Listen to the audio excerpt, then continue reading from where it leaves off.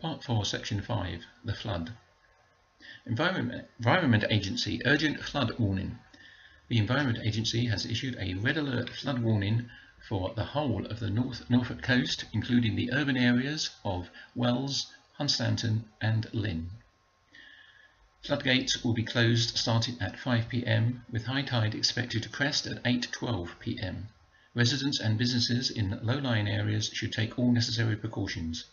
Overtopping may occur at the extreme high tide. Lynn had suffered many floods in its long history, but the last big one had been many years before. I only remembered it vaguely, being just a young child at the time, but I do recall how the men from the farm were all rushing to fill sandbags to protect the houses along the coast. Since that time, more flood defences had been installed, and even though there were warnings issued from time to time, nothing serious ever happened. So when we got a flood warning just over a month after we'd opened the cafe, I really didn't think anything of it. I locked up as normal that night and went across the road for a drink or two at the Anchor. It wasn't long before we heard the sirens going, but again, we'd all got to the stage where we just took them as part of life and carried on. It wasn't until we started to see police cars going past. It wasn't until we saw police cars started going past that we started taking any notice. By that time, the river had overtopped the flood wall at the quay, and it looked like the water might reach the high street. I rushed to the cafe to put the floodgates in place and then went back to the Anchor, where they had also put the flood defences up. Soon the water was lapping up against the curbstones before streaming inexorably along the street and into any property not boarded up. A few of us began to go along the high street and surrounding roads, seeing what we could do to help, until we were all wading knee-deep in cold, muddy water.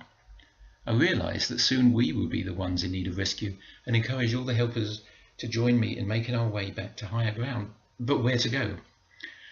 I thought the rooms above the Anchor would be a good place to go, and some of us started to struggle against the tide to get back there. When we arrived, we found that the water was right at the top of the wooden planks that had been set up to defend the pub, but the water was still seeping in and the bar was awash. The landlord called for us to come up the side entrance, and we made our way up into the kitchen area. Being half a flight upstairs above the bar, this was not affected by the flood, at least for the moment. One of the bar staff had the foresight to bring a couple of crates of beer up to the kitchen before the basement flooded out, and we all took a drink. I wondered how long it would be before we had to move upstairs again. I needn't have worried, however, because the tide had already peaked, and soon the waters started ebbing away. It was now almost dawn, and by the grey early morning light we could see that the market and high street were covered with a layer of wet, sticky mud. I ventured over to the cafe and found that the little defences I tried to put in place had not held back all the water, and our new furniture and fittings were soaked. John was looking at his shop, which had not survived much better, and we shared just a few words before I went off to check on my apartment. As this was on the second floor, I knew it would be okay, but what about the surrounding area? Here, the gates to keep the water out had worked well, and even my car was safe. I dropped my wet and stinking clothes in the hall and rested for a few minutes. As I got dressed again, I looked out the window at the calm river with the sun sparkling on its glassy surface. I wondered at the beauty of it and how destructive it had been just a few hours before.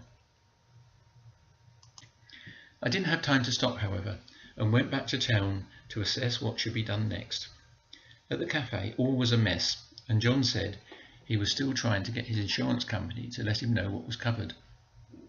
My cook turned up for work, so between us we got some of the kitchen open enough to at least brew tea, and I suggested we make bacon sandwiches. As soon as the smell of bacon hit the streets, people started coming in, and there was a steady stream of visitors. When we ran out of bread, I walked along to the bakery, only to find them, like us, still cleaning up and with nothing to sell.